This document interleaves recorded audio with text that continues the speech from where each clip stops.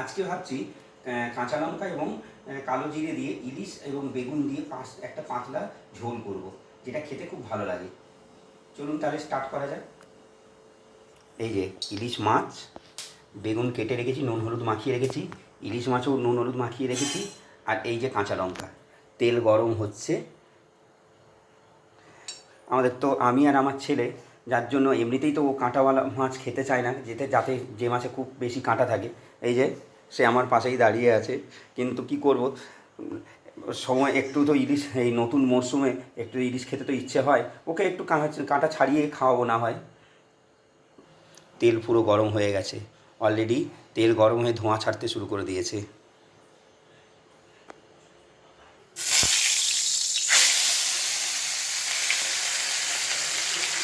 এই যে গরম তেলে ইলিশ মাছ ছেড়ে দিলাম।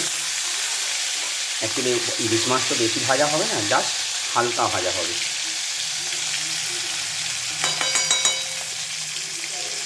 ইলিশ মাছ এক সাইড অলরেডি ভাজা হয়ে গেছে, এতে তো খুব বেশি কড়া ভাজা যাবে না, তাই দ্বিতীয় পিঠটা উল্টে দিলাম।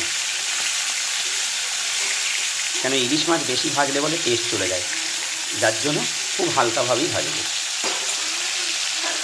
ব্যাস, মাছটা অলরেডি ভাজা হয়ে গেছে, এবারে মাছটাকে তুলে নেব। কেন বেশি, ওই যে বললাম বেশি ভাজবো না। ফ্লেমটা একটু স্লো করে দিলাম গ্যাসের।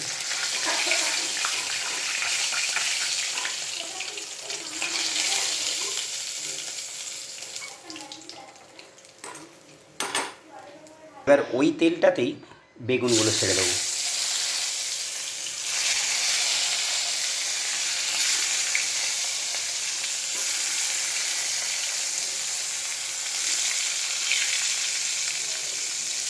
একটু জিরে গুঁড়ো নিলাম,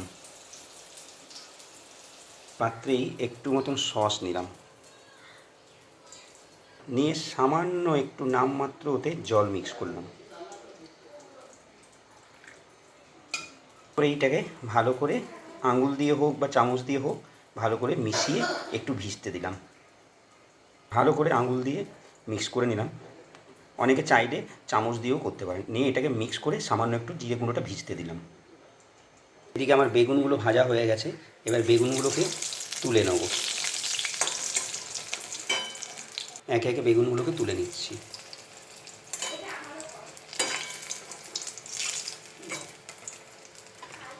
এই যে এবার ওগুলো বেগুন ভাজা হয়ে গেছে, ইলিশটা হাফ ভাজা হয়ে গেছে, কারণ ইলিশ তো পুরো ভাজা যাবে না, তাহলে টেস্ট হয়ে যাবে।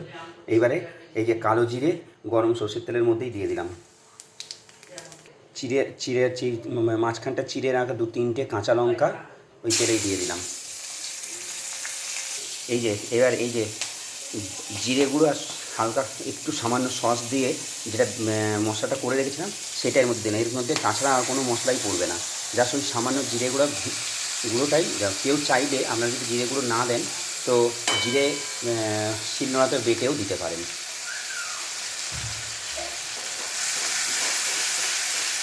এর মধ্যে পরিমাণ মতো নুন দিলাম, পরিমাণ মতন হলুদ দিলাম, নিয়ে ভালো করে এটাকে মিক্স করে একটু ভাজা ভাজা করে দিলাম, যাতে কাঁচা জিরে গুঁড়োর গন্ধটা চলে যায়।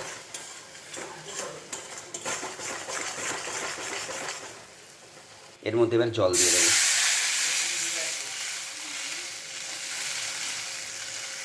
যেহেতু এটা পাতলা ঝোল হবে তাই জলটা একটু বেশি করে দিলাম।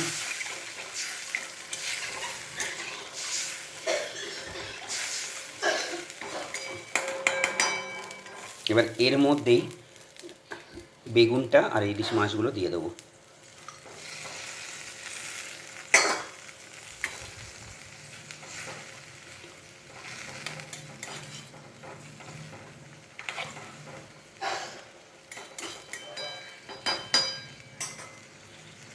আর একটু জল দিলাম।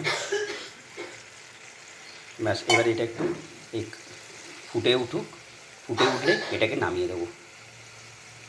ফুটে উঠেছে, ভালো করে ফুটলে ইলিশের গন্ধটা ঝোলের মধ্যে চলে আসবে। এবার এটা হয়ে গেছে, এবার এটাকে গ্যাস বন্ধ করে এটাকে ঢেলে নেব।